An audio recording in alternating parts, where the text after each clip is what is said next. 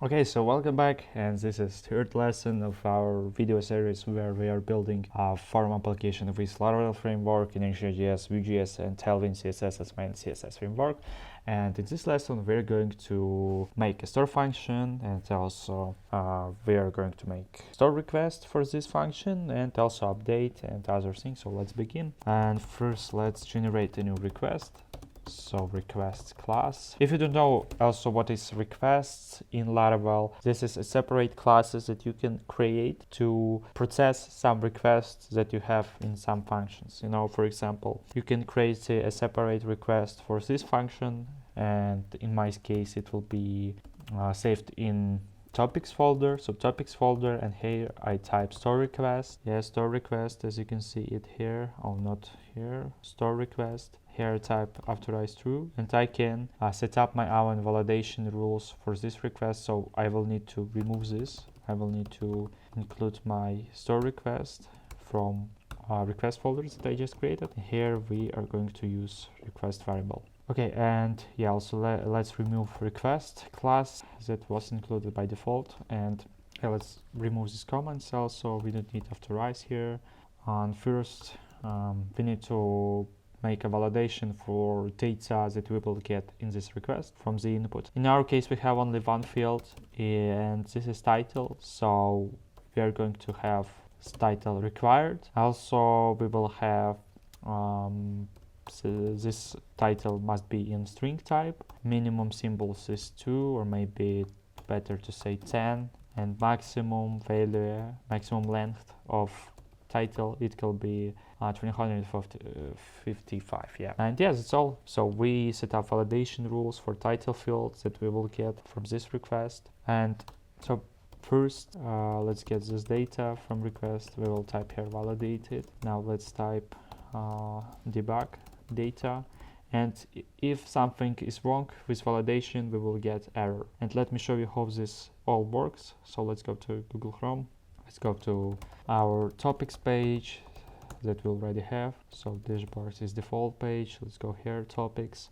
Let's try to create some topic, and testing a new topic. Create a draft, and you can see I've got this data from store topic request, and this separate class now processes this is processing this request. So if I, for example, will try to create a new topic without any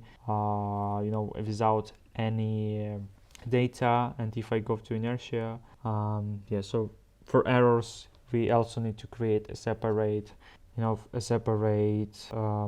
prop, and to do that we will need to go to index.hu, because here we will get these errors, and all errors will be stored in props. By default, name it errors, and it will have object type. So now let's try to get these errors. So let's refresh it. Let's just click create a draft, and looks like we have some problem here.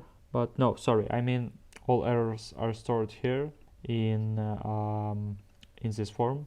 So now if you can see, the title field is required. If I click, the title field is required, and 2 symbols. The title field must be at least 10 characters. So I just forget that you don't need to create a separate prop for errors, but you can also use this if you want, because all errors are stored in form object as a separate property. Okay, so let's get back to request. As you can see, that's all that we need. So just store request, and that means that now we can create a new topic, and we can redirect to topic page that we will create. So in our case, we will call out. We will get current user by using user function, and you can see that I don't need to use here out class or something like this, because this is functions that are included by default. So we're trying to make our code more cleaner without any extra imports or something like this. And now we can use topics relations that we created, and I can say that I want to create a new topic that will have title, or maybe it's better to say data. Just type here data, but it will throw error because we don't include here user ID. So if I will now try to create a new topic here, so testing topic, we will get error. Yeah, you don't see it, but first let's refresh it. No, it was created. Okay, so, but yeah, I see that I'm trying to click, links are not working because we don't added links here. But if let's go first to topic item for this. Yeah, so private outer. Now, as you can see, all user data is included by default. Sorry for that, because by default, Jetstream process and filling user ID field by default. So as you can see, it's really easy. We just created a new topic, but I want also to add here some redirect. So I will use here return. And as I remember, first we type redirect, and after that I type road. And inside road, I can type which road I will use, name of road that we will use here. So in our case, it will be topics show. So topics show. That means that we will redirect user to this page, and we will need to provide here topic ID that we just created. That means that our topic will be saved in separate variable. And for beginners, I also want to say that this is really pretty simple, clean architecture that we're here building without any extra classes, without any event sourcing. And it's really great for people who are just beginners in Laravel for practice. Okay, and so let's type here just topic ID. So we will redirect to topics show page. And yeah, we can also type that we want to return here redirect class, but for now, let's just leave this like this and refresh it again. Let's try to create a new topic. Super pooper topic. Creates a draft, and as you can see, I successfully redirected immediately to this topic page that I just created. That works amazing. So we now have store function. Yeah, also I need to refresh. As you can see, it's on the end. When you move on to previous page, it have previous state, so you will need to refresh if you just using these arrows.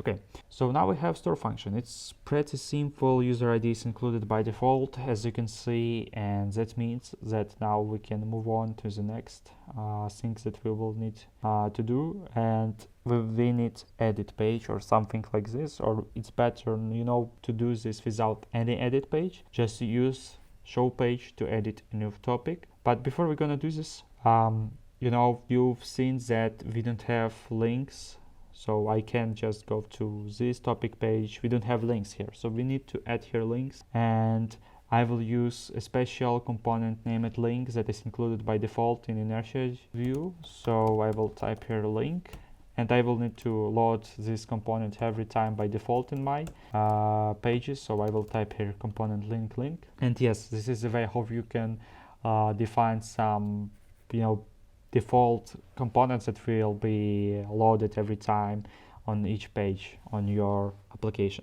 Now I can start using this component, and that means that here where I have read more, I can just type a link. So let's type here link, yeah.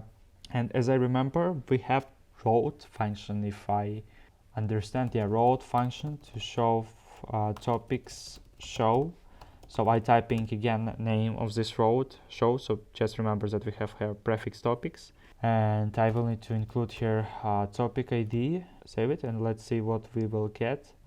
Yeah, I like to refresh it, and if I click now, you can see I go to topic page. So everything is okay. I do everything correctly because I'm using here our roads that we created in created in our backend. And that means that here where I have topic, that I need to also use road function. So I will type topics store, and this also will work, I think. So let's refresh it. Let's see that we don't have any errors, but let's also create a new topic for this. So new topic, create it, and looks like something is wrong here, but I don't see any errors. Yeah, it's strange. You can see that nothing was created because maybe it's trying to make redirect that not exist here in this case. So we can just, let's leave this like in topics. Okay, so now let's go to show that view that we have here. We don't need edit page, as I said. And for now, let's just,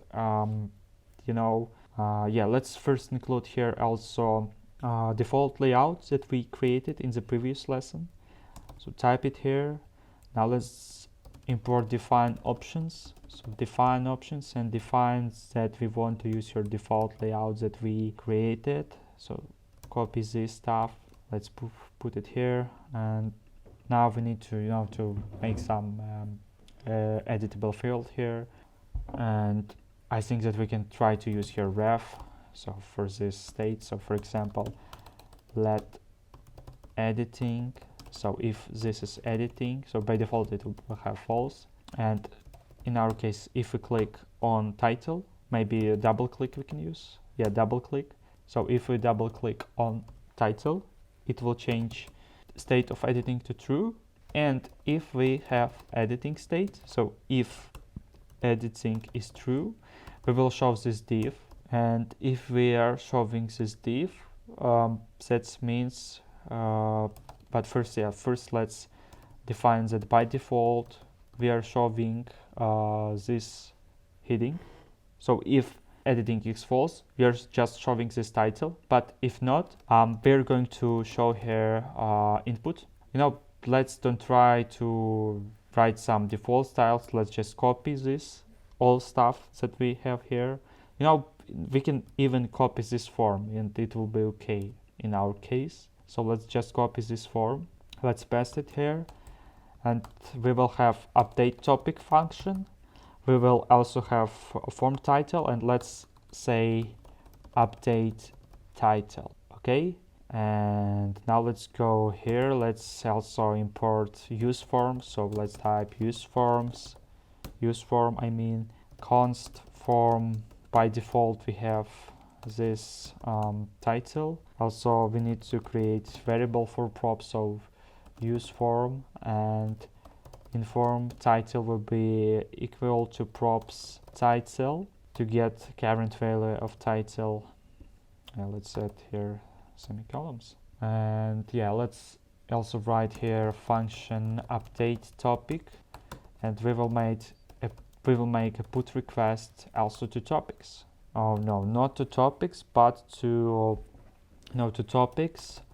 topics, and maybe it's better to say not just yet. No, topics, and we will include current topic ID, and it will be so props topic ID. So it will be put request to update this topics that we are editing. So let's go to show page. Let's imagine that I want to edit this first topic, and if I click 2 times, you can see I have this form, but I need also to fix my Vue model, looks like, because I have some problems. So props topic, so form title props topic, so topic data title, and it will be correct.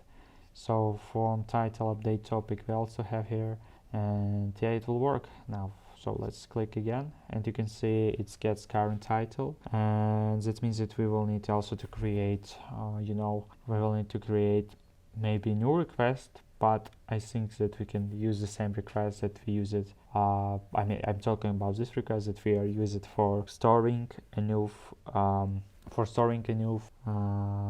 topic. So let's just create here. So close it. So for now, let's create a new function, name it update. But before I'm going to do this, I want to add this comment.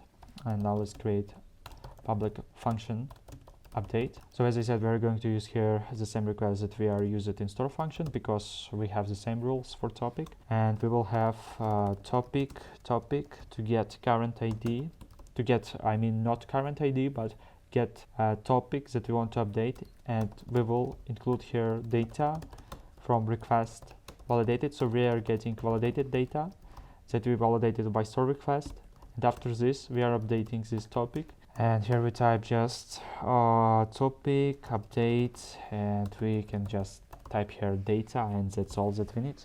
So that's all that we need, and we can try to make redirect again if we want, but it's not it's optional. In our case, I will make redirect. And now let's add here route put. So put topic, and functions that will be responsible for this route. It will be update, and we will also have name update. So it's simple. It's just a typical resource that you're building. So if you want, you can use here resource if you want resource role, but in my case I want just to define everything by this way. Okay, and yeah, let's go here.